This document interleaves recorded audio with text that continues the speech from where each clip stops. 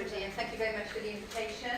My name is Charlette Middlemiss, and I'm Head of Workforce Modernisation within Workforce Education and Development Services, it's easier to say WEDS. And I just thought that we're a double act, so I've just got 2 or 3 slides just to, I guess, set the context, and then Sharon, who knows far more than I do around the whole careers agenda. So thank you. She's ahead of me. So we are an NHS WEDS resource. We're a very small team, just 15 people. Some of us are from a clinical background. I'm a nurse, a midwife, my professional background. But my colleagues, some of those are from a workforce specialist background or an analyst background. So we're a bit of a mixed bag of people. But we are an NHS WEDS resource. We do our remit, this is just a flavour to help set that context. We do workforce planning. Some of you are probably thinking now the dark art, and I think it is. But it is very necessary. My personal view is that the NHS, public sector generally, are not that good at planning. But we do use the IMTPs that the organisations produce, setting out their requirements for the workforce today, but also the workforce of the future. And as many people know, lead-in training times, can be 15 years. So it isn't an easy thing to workforce plan. But I think, again, if we are to perhaps avoid some of the more reactionary approaches to managing the workforce or using the workforce, then it is something that we should do. So we do workforce planning, workforce intelligence, workforce information. We have a small team of analysts that help us with some modelling stuff. What have we got today? What's coming out of the training pipeline? What can we predict, anticipate, to try and avoid, some of those times when we really do hit the buffers. Many of us feel that we've already hit the buffers with some of our shortages around the workforce. And there's certain things that we know. We know about demographic changes. We know about the demographics of our service user group, and we know about the demographics of the people who are going to work with us in the future. We do a lot of work with careers waves at the moment, and I've learned a huge amount about what young people today expect. And somebody mentioned earlier, the expectations are very, very different to when I started my nurse training, 40 years ago, really. And we have to reflect that in how we are offering career choices, jobs, etc.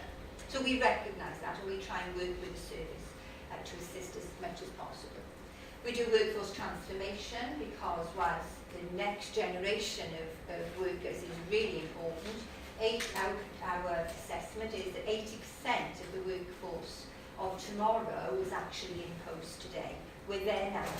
So from a transformation of those people who are perhaps trained in a particular way, work in a particular way, wear a particular uniform that says only they can do certain things, we are looking at what is it that we need to do different today to be able to respond to the different needs of service users. So workforce transformation is quite a big piece of what we do.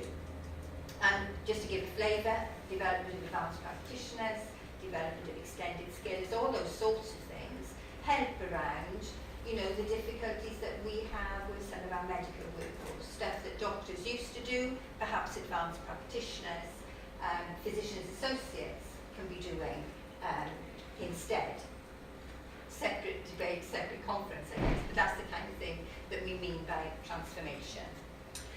We do education commissioning. We have a £95 million budget from Welsh Government, which we work with both the service and then contract with the universities within Wales to buy the education that the IMTPs have said they require. So your paramedics, your nurses, your physios, your OTs, speech and language, all of those other people outside of our medical workforce.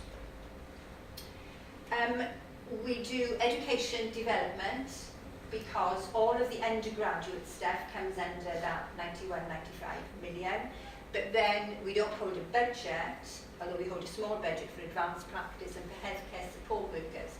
The development of education needs to look different. Does it all need to be the HEI provision, more vocational approaches for both the non-regulated workforce, which make up 41% of the workforce in NHS Wales today.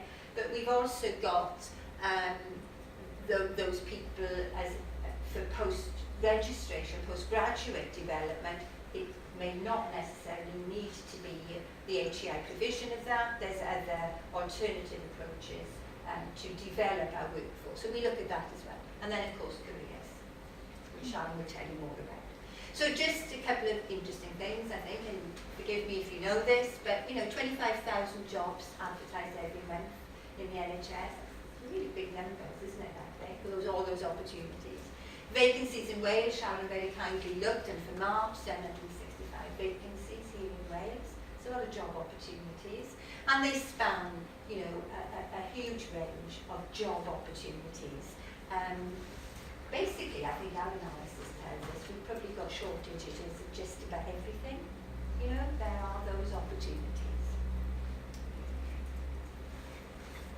So in terms of some stuff that we do, we have risks in terms of the supply, and I'm guessing, these are not a surprise to anybody.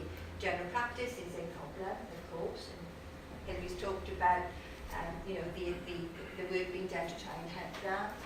And of course, education commissioning is not going to solve all of those problems. Welsh Government have given more money this year for the non-medical work commissions for education. We've got 13% uplift, which is really, everybody welcomes that. That's really good. But we've got that training pipeline, so they're not going to be there tomorrow. And we needed them yesterday, didn't we? So it's a challenge.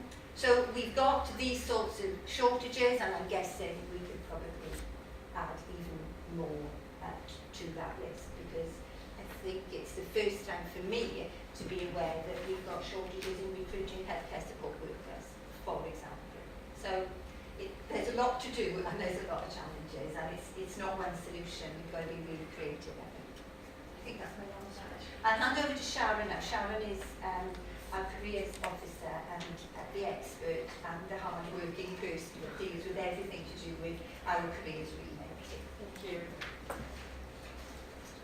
So part of the NHS Wales Career Service, we had the website, and we also have a network which Sally referred to as well. We also develop campaigns promoting shortage areas, so we've done one on nurse recruitment before. We also coordinate national events, but I'll go into that in a little bit more detail. We support organisations to ensure that they have the future workforce supply by promoting the various different careers that are available.